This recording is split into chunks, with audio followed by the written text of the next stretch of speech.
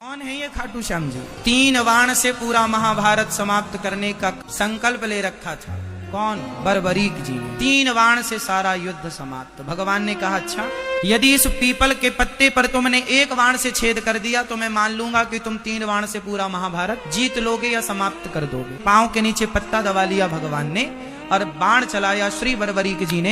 1 बाण से सारे पत्तों में छेद हो गए। आश्चर्य मानेंगे आप लोग, हरियाणा में आज भी कुरुक्षेत्र के पास वह गांव आज भी है और वह पीपल का पेड़ आज भी है, जिसके आज भी उस पीपल के हर पत्ते पर आज भी छेद हैं। मतलब जब नया पीपल का नया पत्ता निकलता है उसमें आज भी छेद है। ये बात कितनी पुरानी है? 5000 साल पुरानी। भगवान ने तुरंत सिर काट दिया बर्बरीक जी का कि भगवान ने कहा था कि तुम किसके पक्ष से युद्ध करोगे?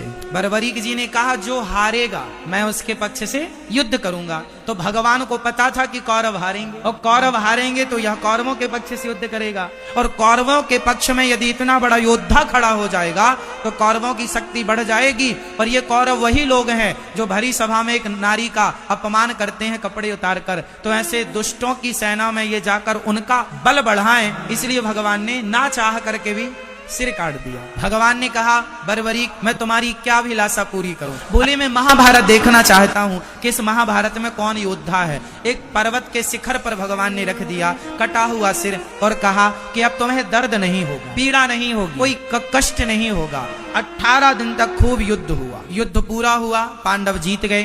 कुछ दिन के बाद भगवान बर्बरीक जी से मिलने गए पांडवों को लेकर। भगवान ने बर्बरीक जी से कहा, भैया बताओ कि महाभारत में तुमने सबसे बड़ा योद्धा किसे माना है? पर बर्बरीक जी ने मुस्कुराते हुए कहा, प्रभु इस महाभारत में मुझे आपके सुदर्शन चक्र के अतिरिक्त कुछ दिखाई ही नहीं पड़ा। वो तो आपका सुदर्शन चक्र उन्हें गति प्रदान करता था, उन्हें बल प्रदान करता था।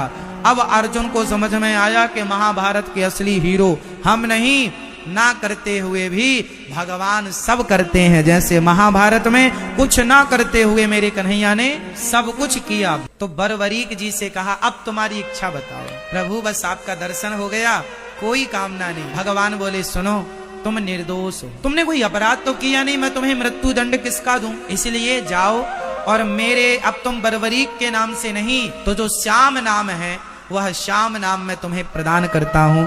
और तुम अब कलयुग में जो हार रहे हैं भक्त, उन हारे के सहारे बनते रहना, इसलिए उन्हें हारे का सहारा कहा जाता है। और श्याम नाम भगवान ने प्रदान किया तो श्याम के नाम से, चूंकि खाटू में विराजे तो खाटू श्याम कहते हैं। बोलिए खाटू श्याम की।